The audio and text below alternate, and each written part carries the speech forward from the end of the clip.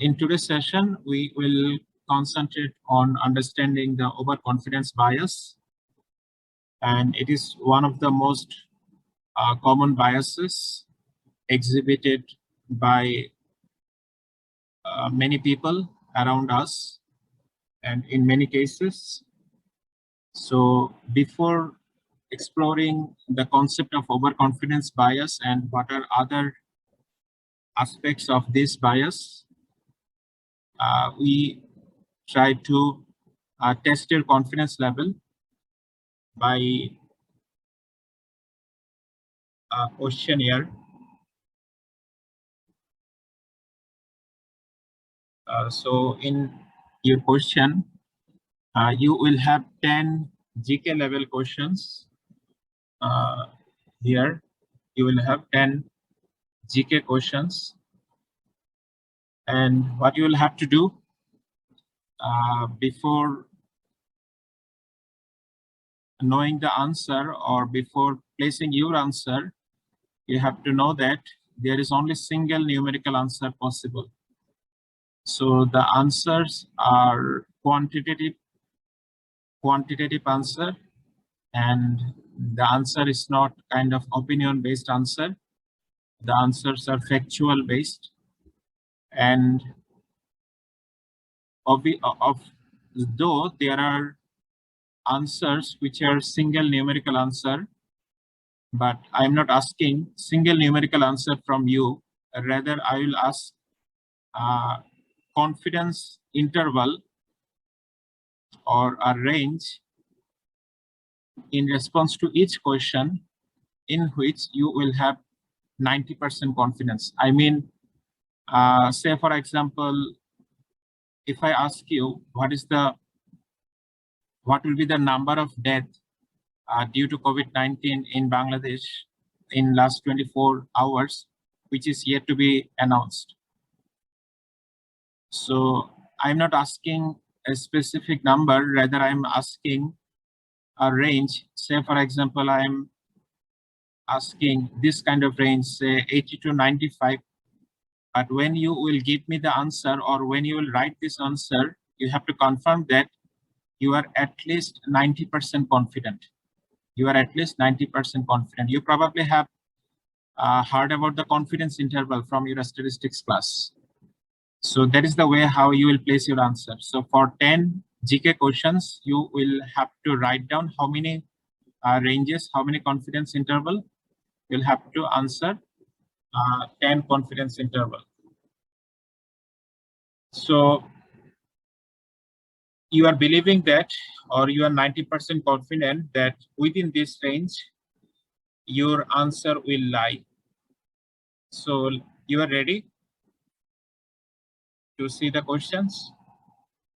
You cannot take help. You cannot take help from third party. You just use your existing knowledge. You just use your existing knowledge, and I will just test your confidence, nothing else. Okay.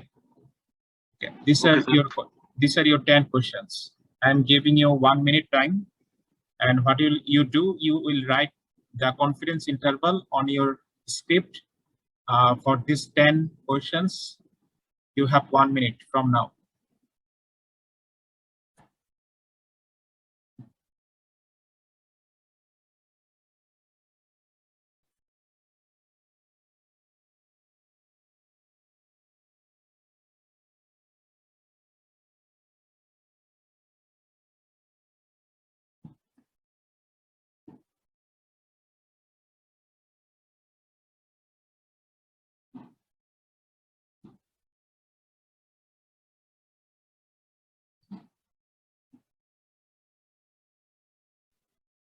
Sir আমি মাত্র join করলাম sir কি করে হবে একটু যদি বলতেন You'll have to write 10 ranges for these 10 questions.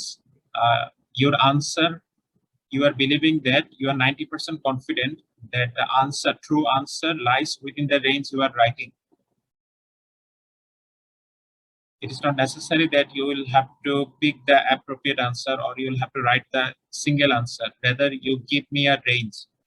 In your script, you write down 10 confidence interval or 10 ranges for these 10 questions. I hope you have got it.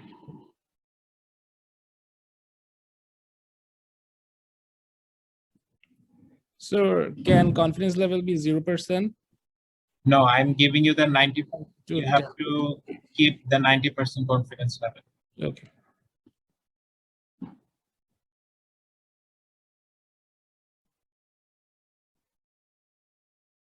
Remember, when your confidence level, I mean, you are believing that your knowledge is too poor. In that case, for 90% confidence level, your ranges should be a greater number. I mean, your range should be wider number.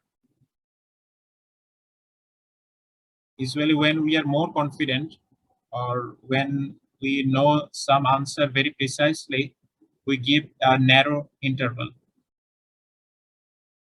So can you give me an example? Suppose I don't have any idea about the average weight of adult blue whale in tons. So I have almost zero confidence, almost no idea about this question. In that case, if I ask you how much range in which you have the 90% confidence level, right? Yeah. So in that case, you will write a very wider level of answer. I mean, wider range, as you have no idea. If you have idea, your answer will be more precise, your answer will be more narrow. Okay. Am I clear to you? I got the idea, but what should I write? That's not something I have got from the explanation. Just ask yourself that, try to think and try to guess. Okay, it's not like kind of a blue whale will weigh for 50 kgs or 100.1 tons. It's not like that, right? Yeah. It's at least more than 5 or 10 tons. Yeah. So try to build up range in that estimation. Okay. Okay, sir.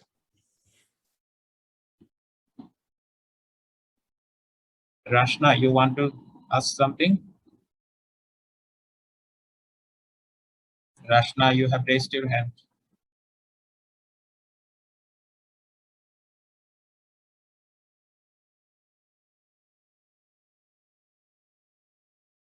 You probably have mistakenly raised your hand.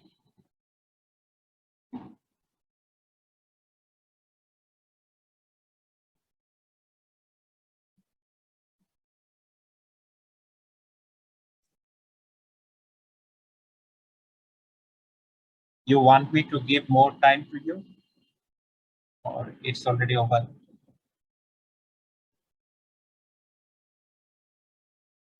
So give me another 1 minute. Okay, fine.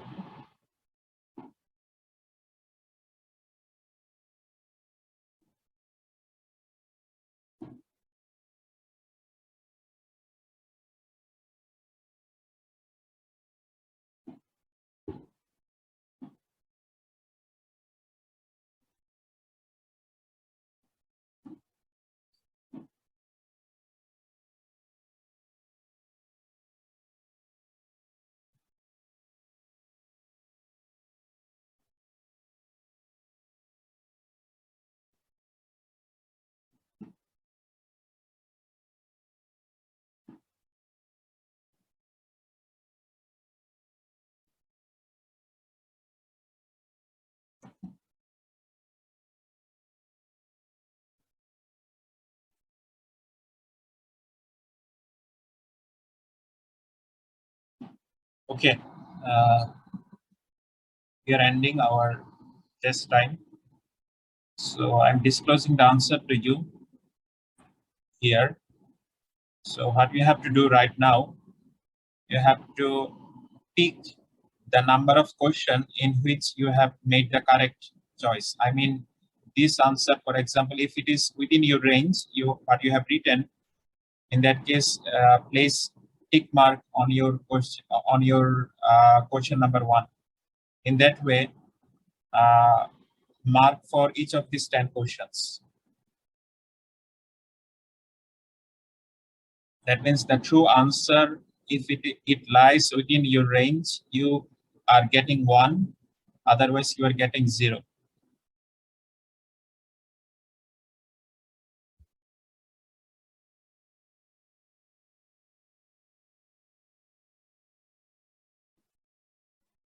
So I hope you are already done. Can anyone raise your hand who has scored above 8 out of 10?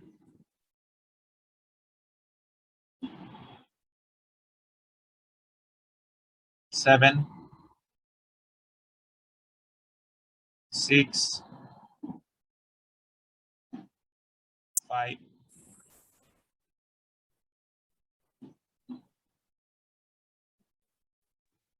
4. Shajjat Hussain, you have made 4 correct choices or 5 correct choices. Shajjat? Sir, 4, sir. 4. Okay, fine. Anyone who has scored above 4?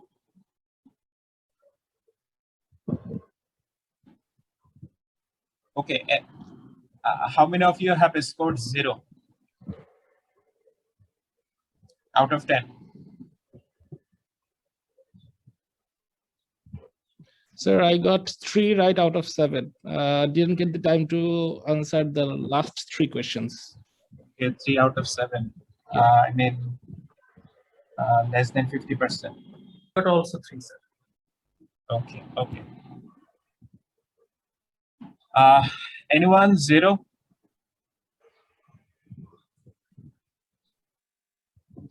Be confident to express your true answer, true evaluation.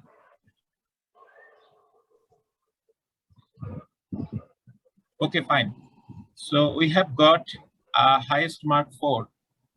So what does it mean? Out of the, when I have asked you that you should be 90% confident, it should be like that, that out of these 10 questions, in 9 questions, the true answer lies within your range. Only in 1 question, your answer is out of the range. But what I have found, or what we have found, that we have written or we have placed answer for 10 questions, but only instead of 9, only 4 questions maximum have given us answer, or we have answered maximum 4 questions in which the true answer lie. So what's wrong here? The wrong here is that check your question again, or sorry, check your answer again. You will see that the range what you have written, for example, the weight of blue whale, you probably have written the range in this way or in this way, or it is a very kind of narrow range relative to if I would write 20 to 250. Which one is narrower? This are narrower or this is narrow? The first one. Last one is very wider, and these 3 are relatively narrower. So you see, instead of writing on this answer, if I would write this answer, I would be correct in this question. Yes. Okay, so you will immediately discover that the reason for which your answer becomes incorrect is you have come up with a very narrow interval. You have come up with a very narrow interval. So when we ask some questions to people often come up with some narrow interval. So it has been found that the average performance is 40%. I mean, out of the 10 questions, error rate reported in experiment is roughly 40%, which means people are overestimating their knowledge and construct too tight confidence interval. So can anyone recall how can we draw the confidence interval from your statistics class? Can anyone recall? How can we write a confidence interval?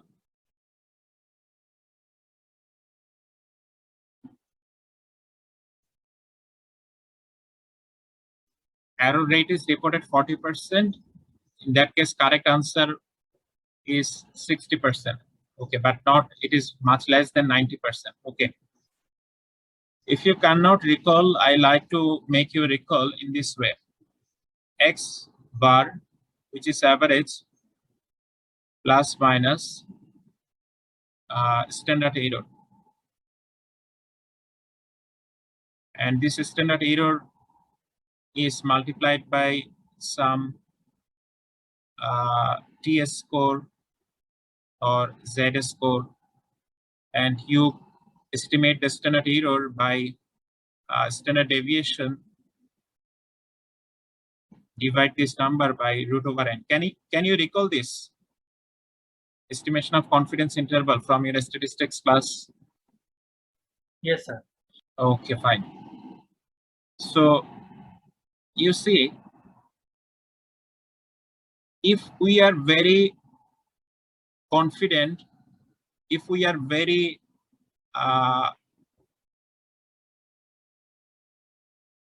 optimistic, or we believe that we have more precision, we are more correct, this number, this standard error, will be a big number or will be a small number? If we believe that we are more correct, we are more precise, Small number. it will become a small number. If it becomes a small number, the range what I will write here will be a narrow range or it will be a wider range? Narrow range. It will be a narrower range. So the concept of overconfidence is that people often overestimate their knowledge and people overly estimate their precision of information, and they believe that they have a greater ability to control some uncertainty. So we will know more about it later. So what we have tested is that this is a manifestation of overconfidence bias, what we exhibit, but it is more precisely, it is miscalibration bias. So what is miscalibration bias? So when a question is asked from someone, if he or she comes up with a very narrow interval, narrow confidence interval, in which it is very unlikely that the true answer will lie within that narrow interval level, in that case, that person is exhibiting miscalibration bias. So the reason is that that person is exhibiting overconfidence bias. So let's know more about miscalibration first, then we'll go to the overconfidence. So what we have done in the test, we have overestimated the precision of our knowledge. So we know that we have no idea that how much weight of the Statue of Liberty. We have a blank idea. So we have a blank idea does not mean that we cannot write anything. We can write at least something. So what can we do? If we are rational, we can write in this way. Say, for example, probably I will not start from 5 kg. Let's start with 5 ton to say 2000 ton. Because I do not know much about the weight of the Statue of Liberty. That's why I have written a very wider range. You see 5 ton to 2000 ton. But what was the correct answer? Number 3, you see 225. 225 ton. I didn't know the answer, but you see, when I have written this answer, is it now correct range? Is it the correct?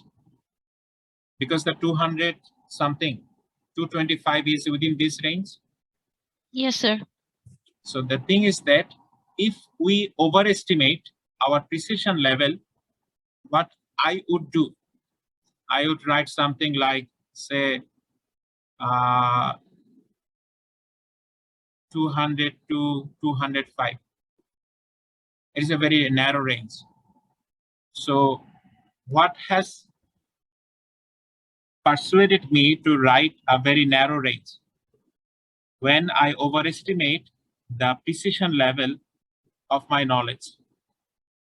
So that is the way how miscalibration happens when we estimate a very narrow interval, narrow confidence interval. So usually, in this way, in a controlled environment, individuals are asked some questions and they are asked to write down their answer in a range with a 90% confidence interval. The mechanism what you just have experimented. But other than this way, there are other ways how through which we can test the miscalibration bias. So one way what we also introduced in earlier class is that, for example, I have given you 10 true false question. So what will you do? You will write true, false, true. In this way, you will go for writing the answer. And now I'm asking you in second stage that after writing the true and false, write down your confidence level. Say, for example, you have written that you are 60% confident here. You are 30%, or you are 90%, you are 100%, right? So in this way, can we get an average confidence level here? Can we estimate an average confidence level? Okay, say for example, that is 60%. Based on your response, But after evaluation of your script, for example, I have found that your true confidence, your actual confidence should be 40%. But how much you placed? 60%. In that case, you are overconfident, or I am overconfident. Okay. So this is another way how can we test the overconfidence bias of the people. And here we are precisely concentrating on the miscalibration bias. So let's know more about the overconfidence bias in some technical ways. Remember, this is more important to define the overconfidence in a very precise way. That you overestimate the precision of the information. You overestimate the precision of the information. Can we explain it in alternative way? You underestimate the standard deviation of the information.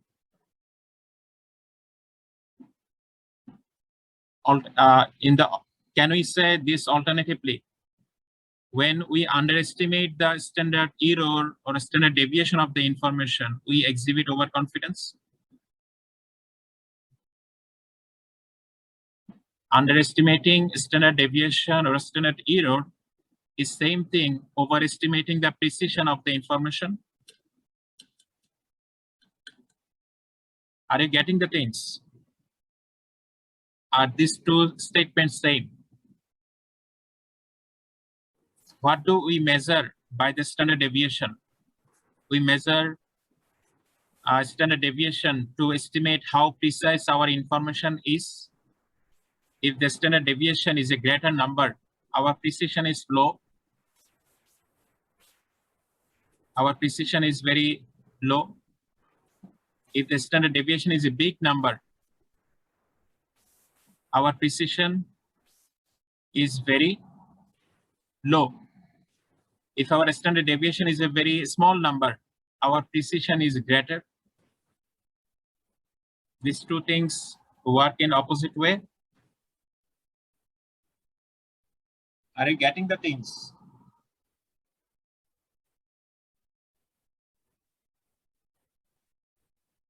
Can anyone confirm so that we can proceed? Yes, sir. Okay.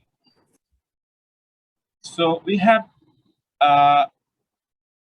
we should clearly define the overconfidence that when the people have a tendency to underestimate the error or to underestimate the standard deviation of their estimation, or people overestimate their knowledge, or people overestimate the precision of their knowledge or precision of their information, they tend to exhibit the overconfidence bias. We need to be very much specific, very precise in defining these psychological terms. Otherwise, we will get confused or we'll mixing up these biases. Right now, we have been familiar with several biases, not many biases, but after ending of the class, when you will see that you have been familiar with so many biases. So if your concept is not very precise, in that case, you will get confused that what kind of bias it is. You will be asked, okay? So this is the way how Bayesian updating works. So when Bayesian formula is used to update the prior belief or existing belief with the new information. So what Bayesian people do, Bayesian, this is the prior information. This one is the prior. And this is the weight to the prior. And this is the new signal or new information. And this is the weight given to the new signal or new information. So you may ask that, what do we mean by the theta? So let's say theta is expected return of from a stock investment.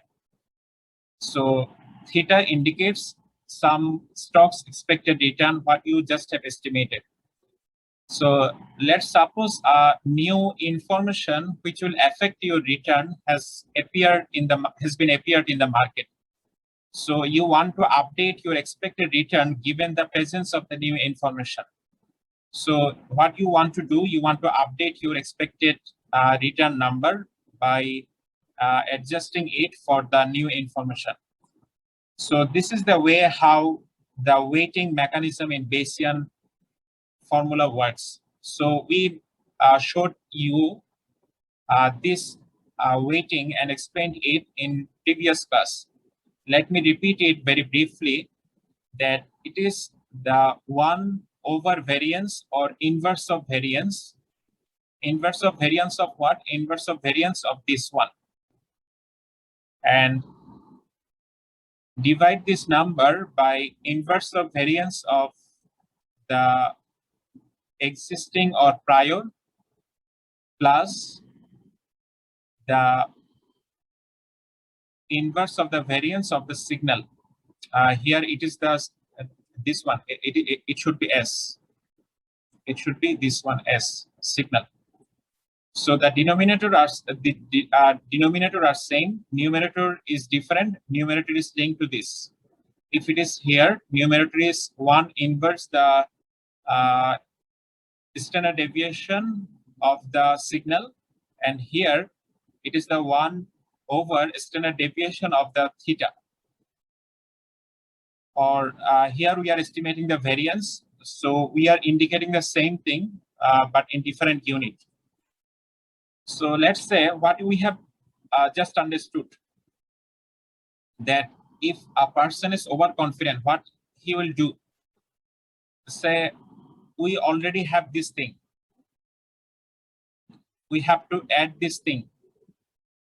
And we have to add this thing. So the question is, overconfident people, what they do when new signal appears in the market or new information appears in the market, they tend to overestimate the precision of the signal, overestimate the precision level of that signal.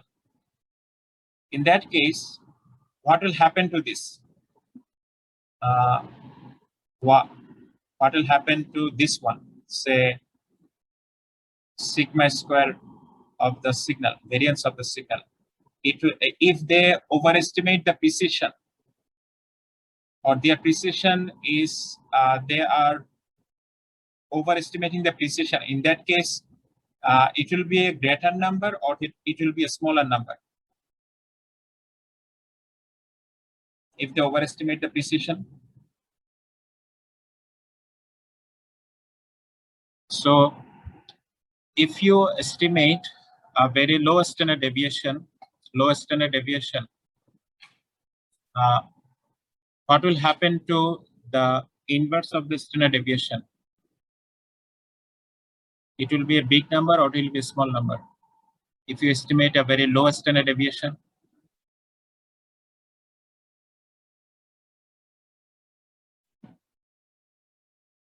for a signal, you have estimated a very low standard deviation. You are believing that the signal is very correct or very precise.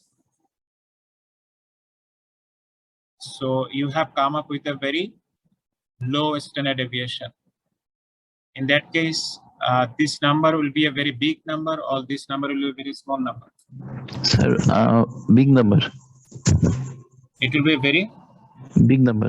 big number. In that case, it will get more weight or it will get more weight. You see the denominator are same. The denominator are same. Look at the numerator. We are not talking about this. We are just asking about that new signal just has arrived.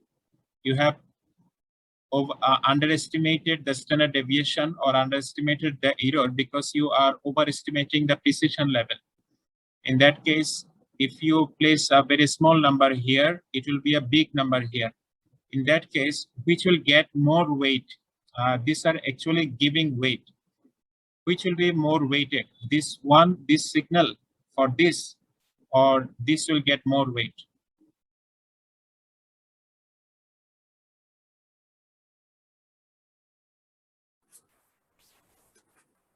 So right-sided.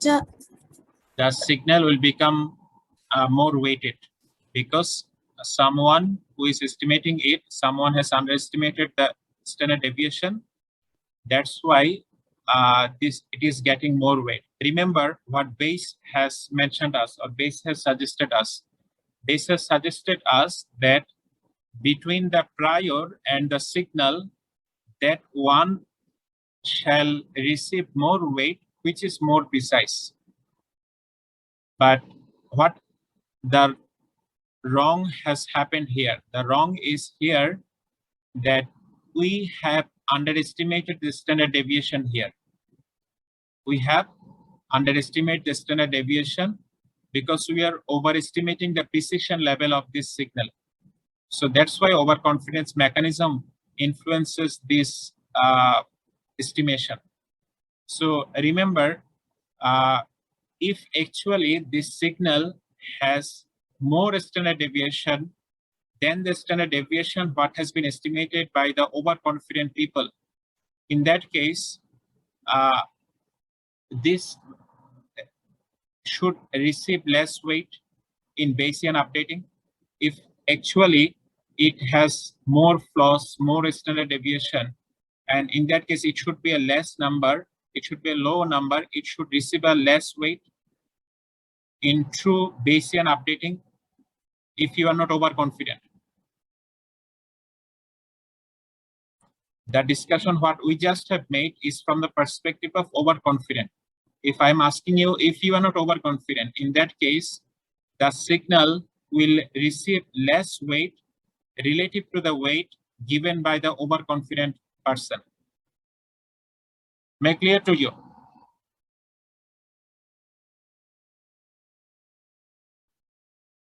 So in this way, how overconfident affects our estimation and inference of the signal, inference of the precision level of the signal. Okay. So in addition to the way what we just have understood here, it is the way how some people underestimate the error or overestimate the precision of the information. We just have understood from this mechanism. But in addition to this way, overconfidence can be exhibited in some other several ways. So we'll know more about these things later, but in short, I like to give some brief hint that sometimes what people do, people tend to believe that they are more smarter compared to what is their actual smartness level. So smarter means not in terms of their dress up. Smarter means how precise you are in estimating something or in predicting something. Say, for example, when people are saying that we are 90% confident out of these 10 questions, we believe that our 90% questions will be correct, our 90% answers will be correct. But actually, it has been found that on an average, error level is 40%. So if error level is 40% on an average, what is the correct level, or what is the level for the right answer or right confidence interval? 60%. But people tend to believe that they are 90% correct. So when people are saying that we are 90% confident, actually their confidence should be 60%. It indicates that they are overestimating their precision of their knowledge. So that is alternatively known as illusion of the knowledge. Illusion of the knowledge. And another thing what I like to briefly identify, that is the better than average, which is the idea that, can you recall that there is a concept, central tendency, you learned in your statistics class? Central tendency. Average is a kind of central tendency measure. Average is a kind of central tendency measure. So it has been found that when people are asked that how good you are in some attribute compared to average level, it has been found that 60 to 70% people believe that they are better than average. Can 60 to 70% people be greater than 50% average? Or 50% can be better than average, and 50% can be can underperform the average? It should be. But it has been found that people response are like that. On an average, they believe that 60 to 70% people that they are better than average. But actually it cannot be. 50% people on can be greater than the average. So we'll know more about it later. And another thing, illusion of control, is that there are so many events which are random. Say, what should I say? For example, lottery. Do we have any control on the draw of lottery? Say prize bond lottery. Do we have any control? Yes, no. No, sir. We have no No, sir. control. But people tend to believe that if people are given the authority to make the draw by themselves, they believe that it will be more likely for them to become winner. Have you got it, what I just have mentioned? Say, for example, how lottery draw is done. Say in other than the computer software, let's assume that there is a box and all coupons are here. So this box is moved randomly, and then one coupon is picked. This way, lottery winners are selected. traditionally. But people believe that if a lottery ticket holder is given chance that he will pick a coupon from here, he tends to believe that it is more likely for him to become the winner. Can it happen? Is it true? No, sir. It cannot happen because it is a kind of random event, right? It is a kind of random event. Say, for example, tossing a coin in a cricket match. Is it a random?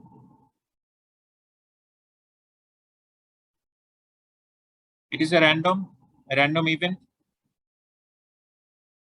But some people tend to believe that if he has the chance to toss the coin by himself, he will lose, and vice versa.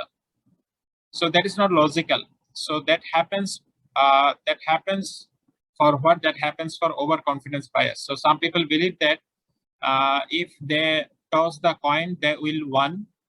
They will win the lottery, or they will win the toss. Okay. And another aspect of overconfidence is excessive optimism. So excessive optimism is that, say, for example, you tend to believe there is an objective estimation that in our stock market for last 30 years, around standard deviation is, say, for example, 13%. Sorry, say expected return is 13% from our stock market historical return. We have estimated that the average expected return can be 13%. So it is a kind of objective number. But if someone comes up with a number, say, I'm believing that 20% expected return can be written or can be drawn from the investment in the Dhaka Stock Exchange. Can it? Is it a very optimistic number? So optimism is not bad. Remember, which is bad? Excessive optimism is bad. So you see, if it is 14%, in that case, it is okay. But if it is very high related to the objective estimation, in that case, what we are doing, we are exhibiting excessive optimism. So excessive optimism helps us or suggests us to believe a greater number for good event, and to believe a very low number for bad event. So I will mention detail about it later. So let's continue. So first thing is better than average effect, which is one manifestation of overconfidence bias. So we already have mentioned that if people are asked that how good you are or how smarter you are related to the average level of the personal attribute, which are kind of, say, athletic skill or driving ability. So one experiment was done where 82% people, 82% students have mentioned that they believe that they are in the top 30% of the group of drivers who are considered that they drive safely. So actually it cannot happen, but they tend to believe that they are more, they tend to maintain very safe level of driving when they drive. So 50% can be greater than the average. 82% people cannot say that we are better than average. So another thing is that what we like to highlight, that is what is the reason why people believe that they why most people believe that they are better than average. So it has been found that there is a problem that how they define the average level of smartness or average level of skill, or how they define what kind of driving is the safe, or what kind of driving is the skilled driving skill. So some people believe that if some are very good at steering, in that case, they are very skilled. And some people believe that if they are very good in anticipating any upcoming accident, in that case, they are very skilled. And if some people are believing that if they are very skilled at waving back, in that case, they are very skilled. So when there is a confusion, not confusion, there is a divergence in the definition of a skill, it is likely that you will see that most of the people tend to mention that they are better than average. So 50% people can be above average, and 50% people can below average. So it cannot happen that 60%, 70%, 90% people are better than average. And second thing is illusion of control. So what I already have mentioned, that some events are random, but people tend to believe that when they will have their control, or when they will be given some authority, or they believe that they have some level of control on the outcome of that event. So that is not logical. So why that happen? That happens because people tend to believe that this thing actually happens because people are overconfident, and their overconfident inflates when they have the illusion of control. And the thing, another thing is the excessive optimism, what I just have mentioned, that when some events are good and people tend to believe that this event is very good, they come up with a very high probability. And when something is bad, they come up with a very low probability relative to the probability what should be objectively estimated, or what should be objectively understood. So some kind of events are like that. Say, for example, people are very often buy the lottery ticket. So actually the chance of winning the lottery is less than 1%.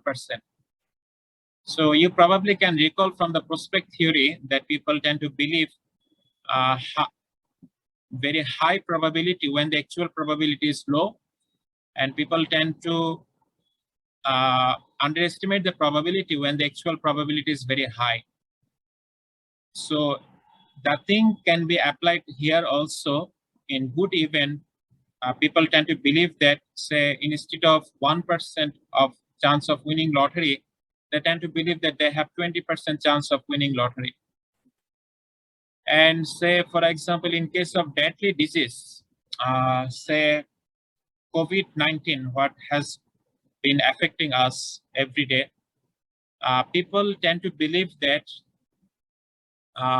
most people in our country, they tend to believe that they will not get affected, and they are very confident to avoid the health precautions, and they tend to believe that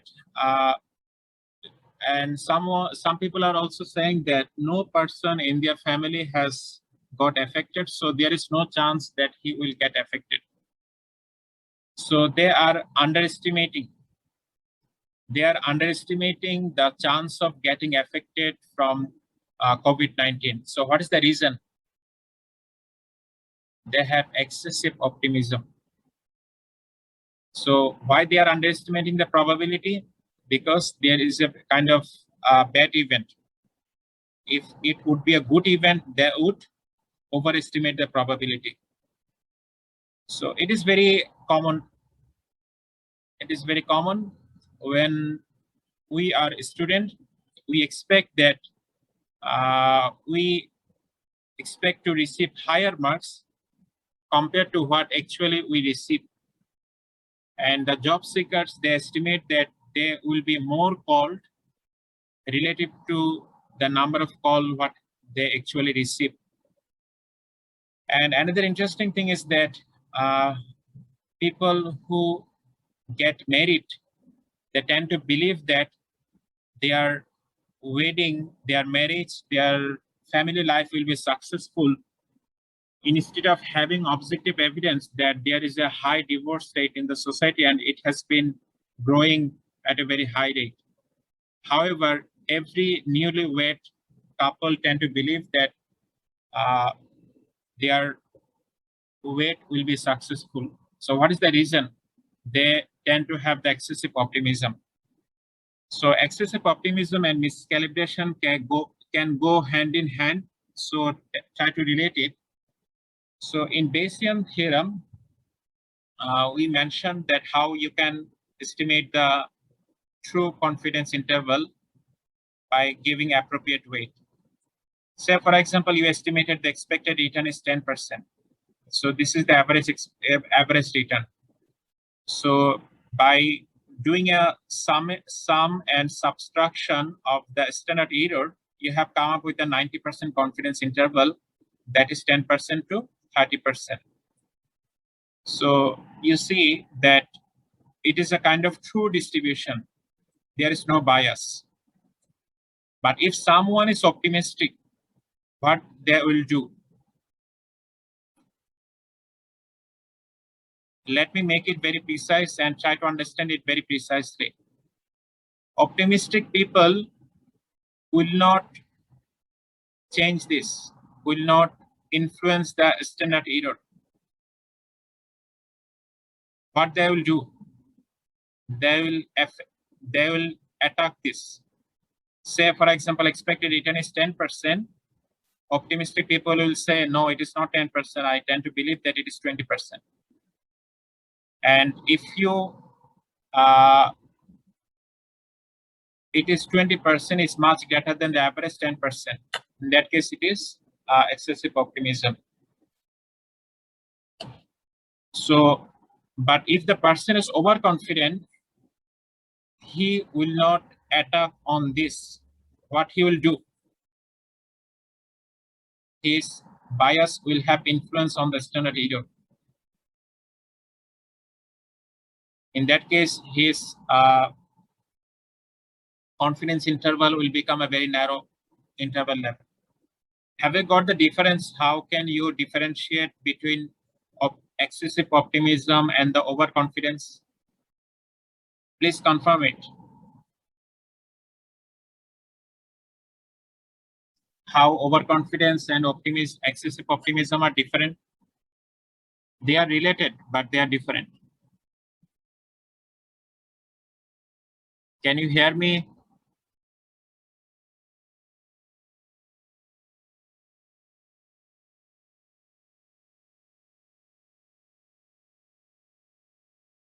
Can anyone respond that he or she has got the difference, how overconfidence and excessive optimism are different, so that we can proceed?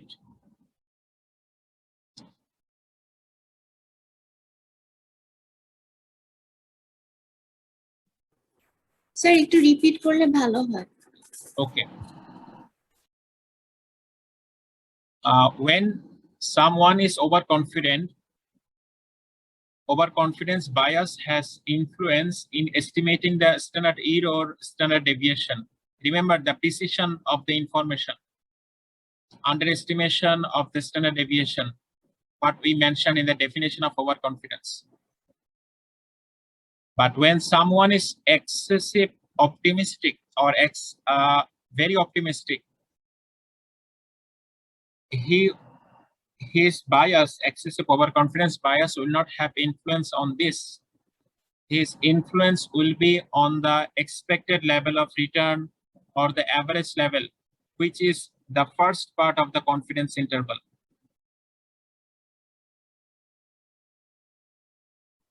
This will get affected for excessive optimism. This will get affected for overconfidence. Am I clear now? Yes, sir. Okay. Now, let me test you. You see the equation. This will be a big number, higher number for excessive optimism or overconfidence.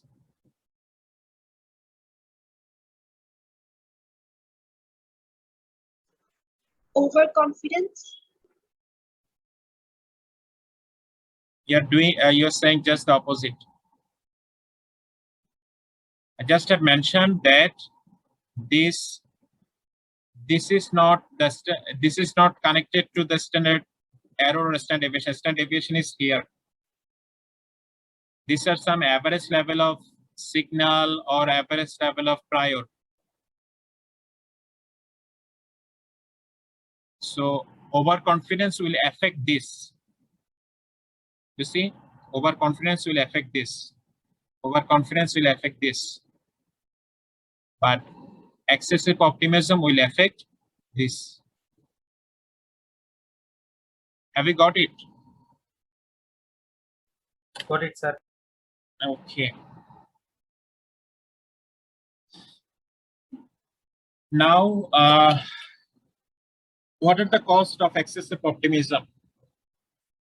One thing is that when we have very high optimism, we tend to set our goal at a very high level, which is very unlikely to achieve. So if for some reason we fail to achieve that, what is the reason why we fail to achieve that? Because we are so optimistic in estimating our goal. So that's why we set our goal to a very high level. So what will happen then? If we could not achieve that goal, we will lose our self-esteem, we will lose our social regard. And say, for example, a person is very poor at mathematics, but he has chosen a bachelor in mathematics because he has very excessive optimism.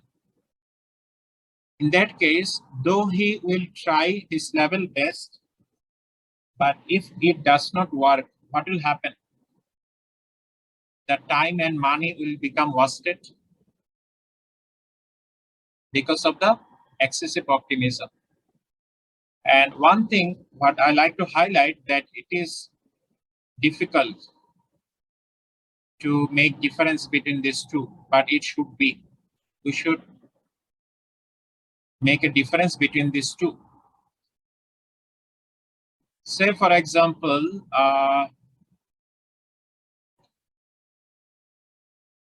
the person what I just have mentioned, that who has taken the bachelor in mathematics, but it has been observed that his score in mathematics is very poor. So one thing why he has taken the Bachelor of Mathematics, one explanation is that he has the excessive optimism. Another thing can be that he has underestimated his capability. That what can he do? He can look at how much he scored in his earlier math courses, and then he can estimate it, the standard deviation. But if it happens that he underestimated the deviation of his marks in mathematics, in that case, he will come up with a very narrow confidence interval, that he will mention that I will achieve a score between 60 to 70. But if true standard deviation is estimated, it would be like that 40 to 65.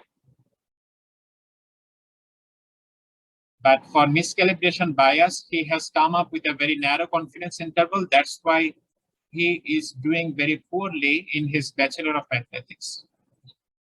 So it is not very easy to separating these two biases out, but we need to try our level best to find out the dimension. What dimension is for excessive optimism? What dimension is for miscalibration? So there is a question that are people equally overconfident? So it has been found that no, the answer is no. People are not equally overconfident. So sometimes it has been found that the people who are very expert in some fields, for example, doctors, they are very expert in the medical profession, and investment bankers, they are very expert in estimating the success of the IPO. Say a market analyst, he is very skilled in estimating that what should be the worth of a stock price, or what should be the worth of a stock. But it has been found that the people who are very expert, they are also very overconfident in their specialized field. Who are those people? Those people are here. It has been found that these people who are very expert in their field, they tend to be overconfident. So it does not mean that a person is expert. He will often give you the confident answer. He will give you the confident answer. You cannot believe on that. It has been found that expert people tend to be overconfident in their specialized field. Have you got it? Yes, no? Yes, sir. Okay. Have you heard about the weather forecast made in Bangladesh? They give weather forecast every day, that how likely that the rain will happen and how likely that temperature will come down. These things, do you follow this kind of weather forecast? But that doesn't come true always, sir. Okay, so what's the reason? I think they predict based on previous data. You have no choice. You have no choice other than relying on the previous data. But the thing is that if the person is overconfident, they will give some estimation that may be observed that those are not actually true. Okay. So let's see a weather forecast, a funny video to see that the expert people can be overconfident. You, many of you probably already have seen this.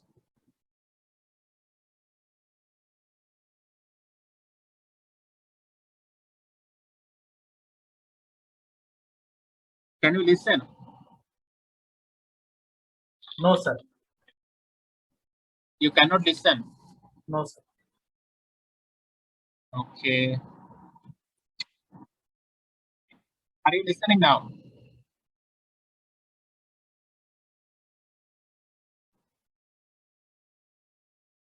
Are you listening now? No, sir. No, sir. I don't know what happened. But you are understanding what's happening here, right?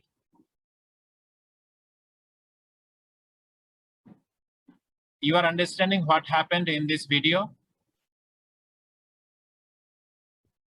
You see that a video has been played.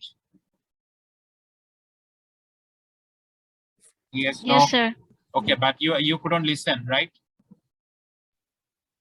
Right, You sir. couldn't listen. But the thing is that what he is trying to claim, that is not actually happening. The opposite thing are actually happening.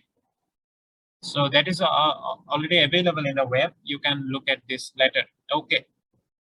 So you may ask one interesting question between men and women. Who are more overconfident? Do you have any guess? before listening to what I will say? Sir, with full of respect, I guess women. Women are more overconfident. Sir, definitely women, sir. Definitely. Sir, men. Okay. So the person who just has mentioned that definitely women are overconfident, that person himself is overconfident in giving the answer. Because he has no study, right? You just have mentioned or you just have answered based on your perception, right? Can you listen? You just have given the answer based on your perception, or you have some study. You have surveyed a number of women, number of men. Then The you have perception, observation, everything, with everything, sir. okay. Can you recall the perception we studied in earlier class? Perception manipulates our thinking. Okay. So there was a study. That study asked men and women that estimate the portfolio return of your portfolio and the market return for the next 12 months. So both men and women have estimated, but it has been found that the expected return estimated by men are much far distant compared to women. Distant from what? Distant from the actual number, what has been realized later.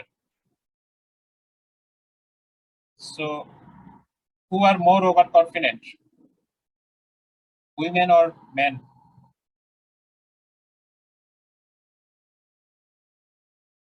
The gap is much greater for men. Men. Okay, so men are very much overconfident related to women. So don't take the overconfidence always negative. I will mention something positive about overconfidence later. But right now we probably have highlighted the negative things of overconfident. Okay. So it has also been found that the highly educated people and high income people tend to be more overconfident related to poorly educated or poor income people. So the difference between their knowledge perception and the actual level of knowledge what they have are much different.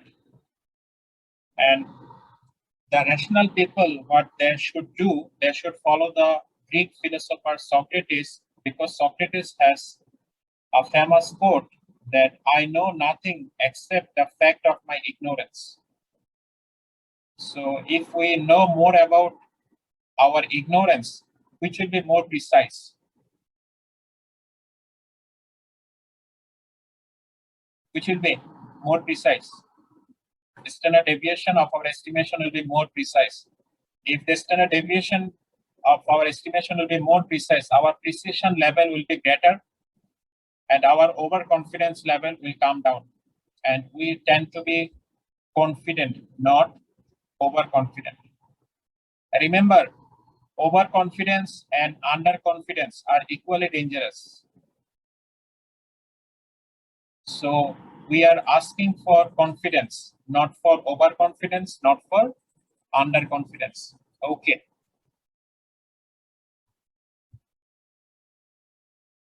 So there is a problem in the title. The problem is, how can we measure the overconfident? Is overconfident measurable? So we already have mentioned some way that how overconfidence, miscalibration can be measured. So the thing is that it has been found that, remember, most people, it is not I, you, or some people. Most people are overconfident, and most of the time. And it has also been found that some people are overconfident in some cases, but people are underconfident in some cases. But it is found that in easy tasks, people tend to exhibit underconfidence, and in difficult tasks, people tend to exhibit overconfidence. And whatever the level of measure or metric you are using to check the overconfidence of the people, the measure should be overconfidence. Say, for example, one thing I will describe later, that is excessive trading in your portfolio. Excessive trading in your portfolio can be checked to estimate that you are overconfident or not. If the trading level is very excessive in your portfolio, you are very overconfident, and the opposite is true. So whatever the level or metric we are using for measuring the overconfidence, that should give the right answer. I mean, that should give the consistent answer. So one thing is excessive trading. Another thing is another metric I like to highlight, that is, have you heard about the stock option? Have you heard about the stock option? Have you heard about the option?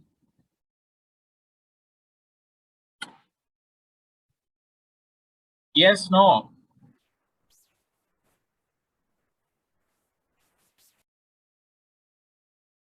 Yes, no.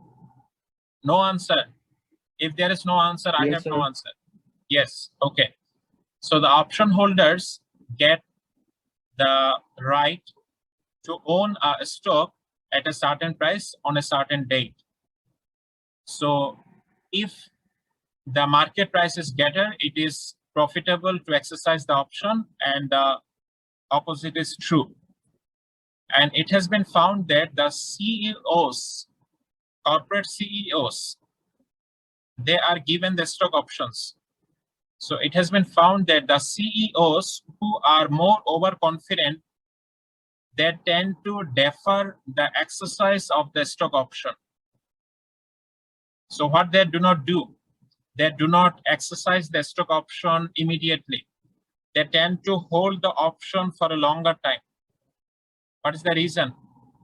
The reason is that they tend to believe that their company, their stock price will be much, much higher in later days. And one of the reasons it has been believed that it may indicate the overconfidence of CEO with respect to the performance of their company. So what I'm mentioning here, whatever the metric we are using, both metrics should indicate the same answer. It is not like that by excessive trading, you have found one person is overconfident, and by stock option, you have found that that same person is not overconfident. It should not be. It is not a kind of consistent measure. Okay. Now we like to identify some factors which contribute to people to exhibit overconfidence and not help people to correct the overconfidence bias. So one thing is that self-attribution bias. So what people do, people tend to give themselves credit for the success, and people tend to attribute the failure to other factors. Say, for example, right now, our stock market is going up. Are you aware of that? Our stock market is showing trending in this way, not in this way. Our stock market index on an average tend to move in this way. Are you aware of this? Yes, no? If you do not say anything, I can't convince that I'm taking class of some people. Are you aware? No, sir. Okay, you need to be aware that our stock market has been doing very good for last couple of months, last couple of quarters, in fact. Okay. So what I am trying to invite this issue here. The reason is that when something is doing very good, for example, a stock market, government claims that it's for myself, that I have taken the proper actions, that's why market is doing good. BSEC tries to take credit, Bangladesh Bank tries to take credit, the brokerage house tries to take credit, investment banks tries to take credit that we are doing very good, and it is for ourselves for which the market is doing very good. What is the reason why they are attributing success to themselves? Because it is good time. But when the market will respond negatively, government will claim that I'm not responsible. Who are responsible?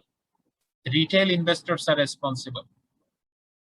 Investment banks will not say that I'm responsible for this down performance. Who are responsible? The retail investors are responsible. So what you have found, people tend to attribute success to themselves and attribute failure to others. Have you got it? Yes, no? Yes, Got no? it, sir. Okay, you should at least mention yes, no. Okay. So for example, a child is doing very good in his school, scoring very high in all competitions. And father and mother both will say, it's our son who is doing very great in his school. And it's my son, not our son. It's my son. Who is saying? Father is saying. Mother will say, it's my son who is doing very good. When you will say, when you will see that child is getting poor marks in his exam, father will say, it's your child who is getting these poor marks. And mother will say, you are responsible for the poor marks of my child. It's your child. You are fully responsible for it. Have you seen this kind of attribution? Have you observed it? Okay. So what is this? This is the self-attribution. And so that is actually influencing the overconfidence and hindsight bias. What is this? The bias is like that. Say, for example, some event has already happened. Say, for example, Bangladesh versus Sri Lanka, they are playing the second test starting from today. So when they will get the result, say after 4 days or after 5 days, say, for example, Bangladesh has won the game unexpectedly. And some people tend to say that we knew it on 29th April that Bangladesh would won the game. But actually they didn't know on this date. But they claim on which date? They claim on the 3rd or 4th May that they actually knew that Bangladesh is going to win. Have you seen these people? That they, after happening some event, they try to claim that they knew it earlier. Yes, sir. So this kind of bias is hindsight bias. So for example, yesterday there was an earthquake. So some people tend to believe that they knew it earlier that the earthquake is going to happen, and that actually happened. But earthquake is unpredictable. So how they knew it earlier? But they tend to believe that they knew it earlier. So there is a kind of hindsight bias. And confirmation bias is something like that. That when some people tend to believe something, say for example, you are tend to believe that what I should say, that a company B is going to outperform in 3 months. So within these 3 months, there will be so many news for this company: good news, negative news, positive news, no news, so many news. So a person who tends to believe that the stock will do very good in next 3 months, what he or she will do, he will only pick the good news. Why he is not very likely to pick the negative news? Do you know? Because he picks the good news to confirm that the stock will outperform in the next 3 months. If he takes the negative news, his initial belief that a stock will outperform in next 3 months will get depreciated. This belief will get discounted. Have you got it? So people are very selective that which information they will pick from the world. Actually, they tend to take those information which confirm or which affirm their existing belief, and they tend to discard those information which contradict their existing belief. Have you got it? Yes, no? Yes, sir. Okay. If I like to give a very different example from the medical vaccination, that's right now a number of vaccines are going on. Vaccines trials are going on. So no vaccine is 100%, no vaccine producer is 100% confirmed that their vaccine will work against the COVID-19 successfully. So you see that for AstraZeneca vaccine, so many positive news, so many negative news are coming. So many. But you will see that the people who already have started giving the AstraZeneca vaccine, they will tend to pick only this positive news, tend to discard this news to confirm their belief. So that is the confirmation bias. So for this reason, overconfidence bias tend to continue. So what we'll do now, we'll try to see that what are the implications of overconfidence bias in asset pricing. Can you recall this? This one. Can you recall this equation? Okay. Say, for example, a good signal has come. This signal is a good signal, a positive signal. A positive signal has come, and you, overconfident people, what they do, they underestimate it, standard deviation. In that case, what will happen? There will be greater weight. In that case, the signal will get greater weight. If signal gets greater weight, your estimation for the price will change. You are overconfident. So what will happen then? You will make trading.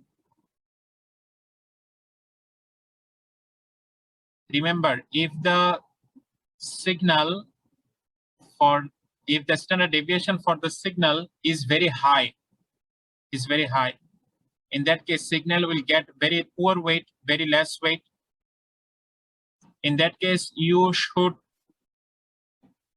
exist with your prior belief. You should not change it very much. But if it happens that you underestimate the standard deviation of the new signal, which will get more weight, the signal will get more weight. If the signal get more weight, what you should do? You should use the signal by making trading. Say, for example, you have got a signal for a stock to buy. In that case, what will you do? If you overestimate the precision of the signal, you will go for buying that stock because you are giving more weight to the signal. Are you getting the things? Yes, sir. Okay, the opposite will happen if you tend to sell some stocks. Say, for example, you have a holding stock and you have got a negative signal, and you tend to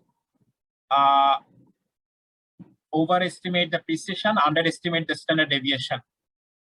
In that case, that signal is a negative signal for the stock which is right now in your portfolio. In that case, you will go for selling.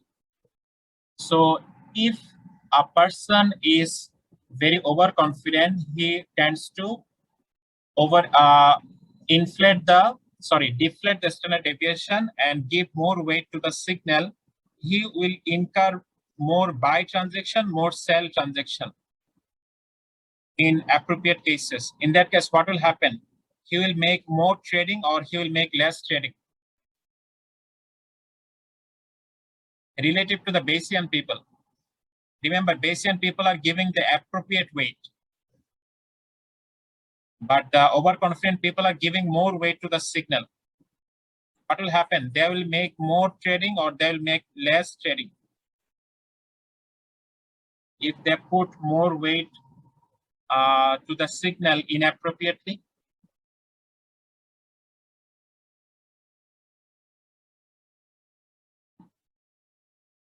they will make more trading. Okay. If there is a good signal, they will make more buy. If there is a bad signal, they will make more sell.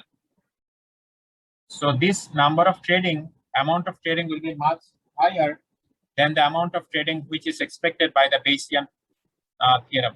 Okay, have we got it? What will happen to the overconfident people?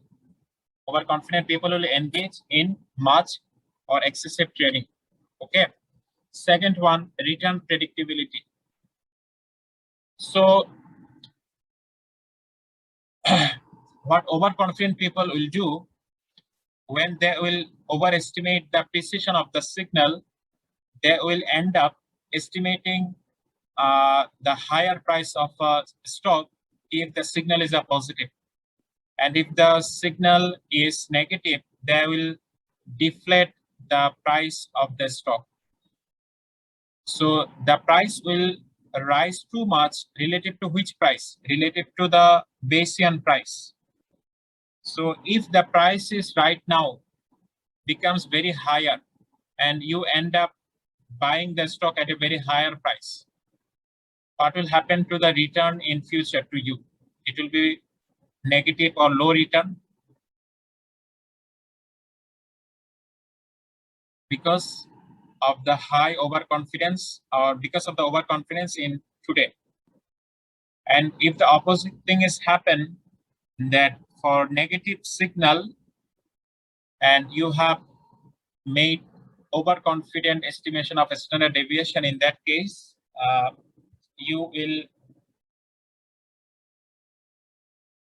will sell the stock, and it will happen that the stock which you are selling will come down. The price will go down very sharply. So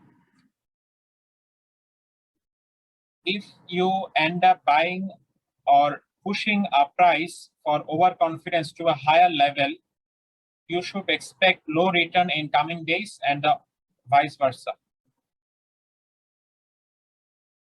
And what happens? The correlation between the future return and the current return becomes stronger. But efficient market hypothesis tells us that there should be no correlation, there should be no predictability in the return. But when we see that overconfident people or overconfident investors dominate in the market, return predictability becomes evident. So that thing still happens.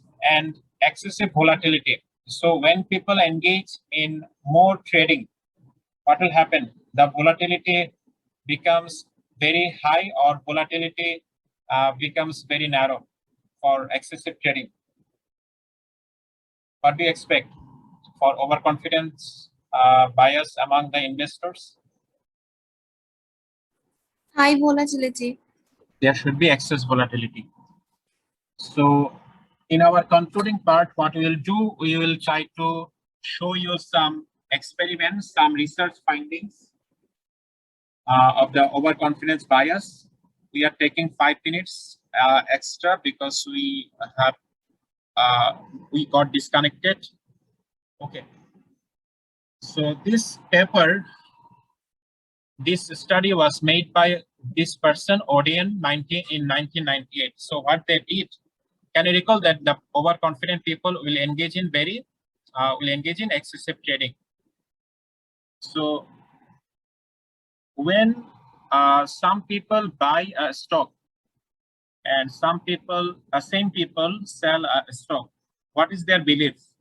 Their belief is that the stock they are selling that is going to underperform, and that the stock they are going to buy that is expected to outperform.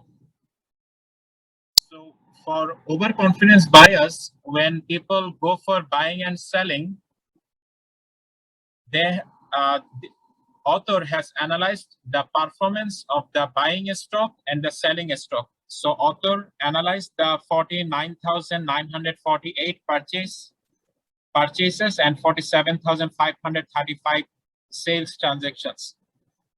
So what author found, author before looking at the study, remember to buy to buy a new stock, what you should do, if you do not have the money, you should sell existing stock and then you can buy a new stock. So if you go for selling a stock, you should pay the commission to the broker. And if you go for buying a stock, you should pay for the commission. So there is a round trip transaction cost. There is a round trip. You are selling once, then again you are buying. So this round trip has a cost. They estimated that this cost is 5.9%. So to justify that you are doing good by making trading, you should at least earn 6%, which is above the cost of the transaction, 5.9%.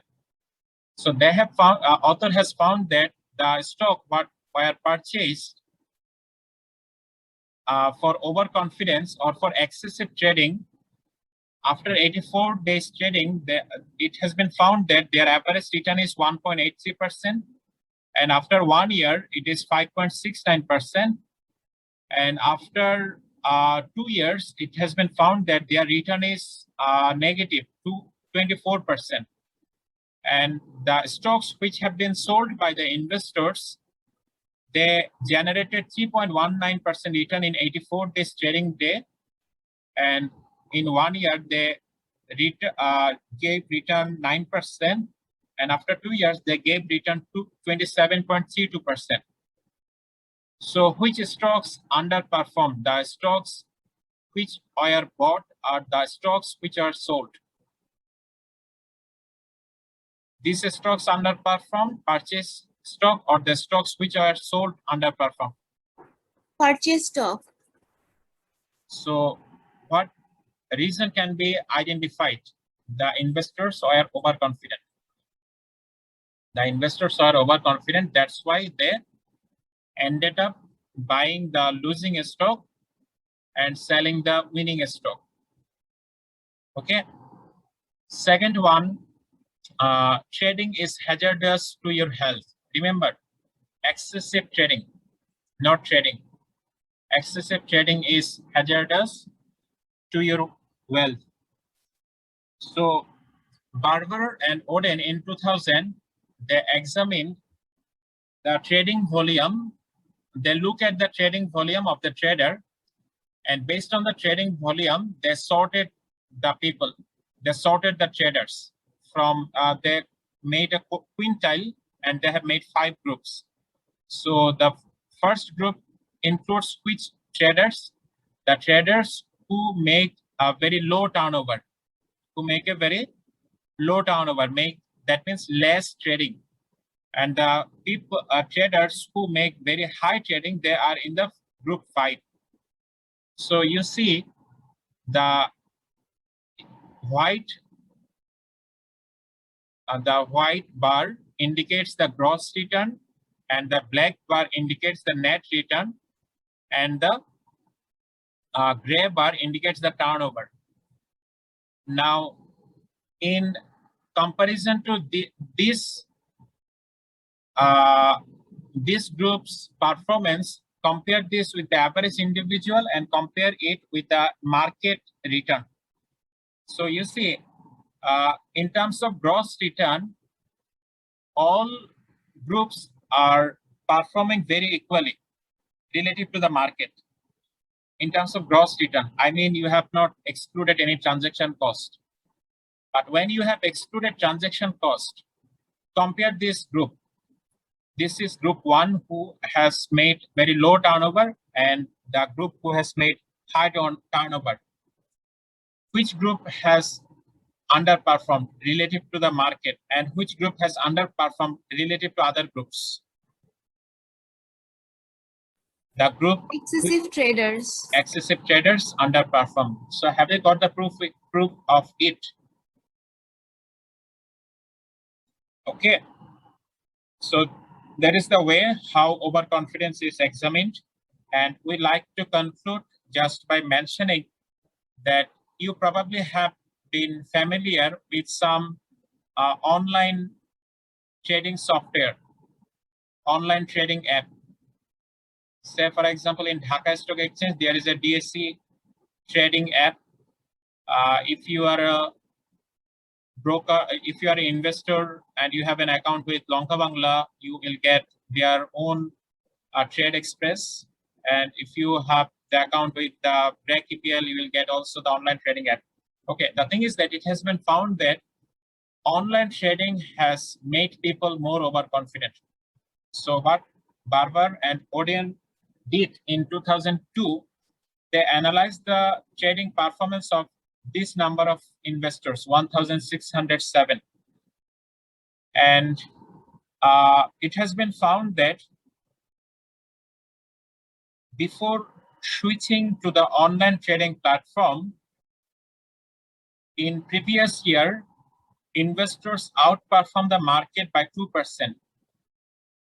So it may be one of the reasons that because they outperformed in the previous year, that's why their confidence has boosted up. That's why they have picked the online trading platform. But it has been found that after switching to the online trading platform, their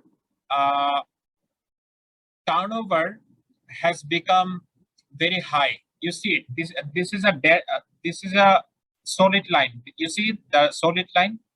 This solid line has been broken here because these investors switch to online trading. These investors switch to online trading. That's why this line has been broken. You see, after switching to the online trading, what happened? Their turnover was in this level, but after switching to the online trading, their turnover has reached to this level. So their turnover has increased significantly. And you see, the people who have not picked the online trading platform app, their trading volume is within this range, within the same range over this time, over this even months. But it has been found that the people who have switched to online trading platform, they have underperformed the market by 3% following the year in which they got registered in the online trading platform. So it is one of the reasons that which things may encourage people to make overconfident. So it is very easy to make trading in the trading app.